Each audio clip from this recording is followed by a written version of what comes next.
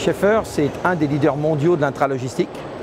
Donc le périmètre, c'est toute l'automatisation dans les entrepôts. Schaeffler, c'est une société familiale issue d'actionnariats purement familiaux, avec des implantations dans le monde entier et une filiale en France et des sites de production essentiellement en Europe, dans les pays germaniques, l'Allemagne, l'Autriche. Schaeffler existe depuis très très longtemps. On a commencé par produire des bacs tôle. Après, on a fait du convoyeur un peu classique. Ensuite, on est passé par de la préparation de commandes automatisée sur des petites charges, les bacs. Après est arrivée l'automatisation des palettes. Et puis maintenant, les AGV, les robots. Donc on a vraiment une évolution assez constante et on existe depuis 1939. Alors, ce qu'on vous présente d'abord, c'est le Wiesel, qui est un petit AGV.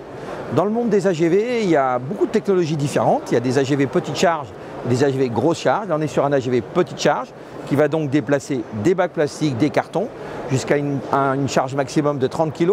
Et la particularité de cet AGV, c'est qu'au lieu de fonctionner avec un positionnement 3D, qui est assez compliqué à mettre en œuvre et à paramétrer au niveau informatique, il travaille avec un système de ruban qu'on vient coller au sol et qui permet de changer très facilement les configurations. Donc c'est une technologie qui est beaucoup plus simple à mettre en œuvre plutôt qu'un AGV un peu plus sophistiqué avec des positionnements 3D et des systèmes de code barre un peu partout. Donc c'est un système assez simple et qui permet de faire évoluer très facilement en fait, la configuration dans le temps en fonction des besoins. Le Cubi, aujourd'hui, c'est un système shuttle à navette, ce qu'on appelle. Donc c'est fait pour de la haute cadence. On parle aujourd'hui de 500 bacs heures combinés par heure par allée. Donc quand on multiplie le nombre d'allées, on arrive à des milliers de bacs heures. Donc là, on parle de la productivité de haute capacité. Et on va travailler sur des charges 600-400, comme celle-là, où on a une autre gamme qui permet de travailler avec des charges variables, de 800-600 jusqu'à du 300-200, et qui va permettre de gérer dynamiquement la taille de stockage en fonction des besoins. Donc on n'est plus sur une configuration figée, X bacs d'une même taille, mais un nombre de bacs qui va varier et des tailles qui vont varier, avec des très grosses productivités, on va dire de 500 bacs heure jusqu'à 10 000. C'est un challenge pour les entreprises parce que, premièrement, il faut comprendre leur business, qu'ils puissent se projeter sur l'évolution et qu'on soit capable de présenter un niveau d'automatisation qui va correspondre à leurs besoins et à leur vision d'évolution dans le temps. Et donc ça, c'est ce que nous, on sait très très bien faire. On a beaucoup d'expertise là-dedans. Et ça nous permet en fait d'étudier de façon très précise les process du client, son marché, et de se projeter sur une solution qui a déjà fait ses preuves et qui va pouvoir travailler de façon efficiente dans un délai qu'on maîtrise. Le principe même de l'AGV, c'est qu'il est ce qu'on appelle scalable, c'est-à-dire que je vais pouvoir investir 2 AGV et quand mon business va évoluer, je vais pouvoir le faire évoluer. Derrière, aujourd'hui, on a les systèmes de flexi ainsi que les systèmes de navette. On va pouvoir mettre un nombre de stations de picking. On peut commencer avec une station de picking et faire évoluer le système vers X stations de picking et du coup avoir une croissance importante en fonction de l'évolution réelle de l'activité du client. Parce que quand on fait une projection à 5 ans, c'est pas facile de pouvoir prédire avec certitude ce qui va se passer dans 5 ans en termes de business. Donc c'est le côté scalable et accompagnement du client est quelque chose de très important.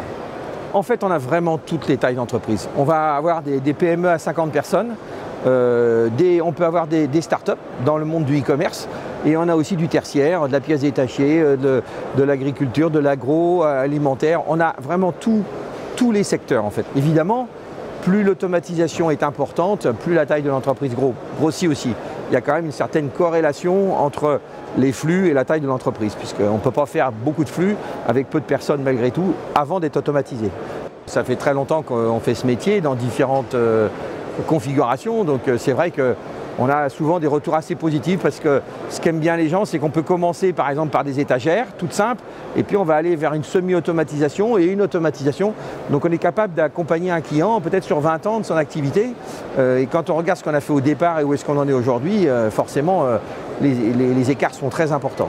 Et on a su faire évoluer les technologies en fonction de l'évolution du client, à la fois dans son business et potentiellement dans ses flux, voire de la réactivité. Aujourd'hui, on parle du RSE, notamment sur l'impact de l'environnement. Ben ça peut faire évoluer aussi l'automatisation des systèmes pour compacter, regrouper, éviter de mettre trop de colis sur une commande, limiter le nombre de colis, limiter les kilomètres parcourus par le camion en faisant des pré-tris. Donc on a tout un tas de nouvelles technologies qui arrivent aussi pour avoir un impact sur l'environnement le plus positif possible. Ce que j'aime bien dans la logistique, c'est un monde qui se construit en permanence. Et en fait, c'est un peu comme un gros Lego. On arrive, on a plein de systèmes qui arrivent et on doit construire quelque chose. Et ce qu'on construit où même si on a des briques qui sont standards, on arrive à quelque chose qui est tout à fait différent à chaque fois et qui doit plaire. Plaire au sens large du terme, c'est-à-dire avoir des performances, un prix et un timing qui correspond. Donc c'est ça qui est intéressant dans la logistique. Et là, vous voyez les AGV, on parle maintenant des AMR, la robotique, chaque année il y a des nouvelles choses qui arrivent et on doit reconstruire des concepts à partir de ça. Donc c'est ça qui est hyper intéressant.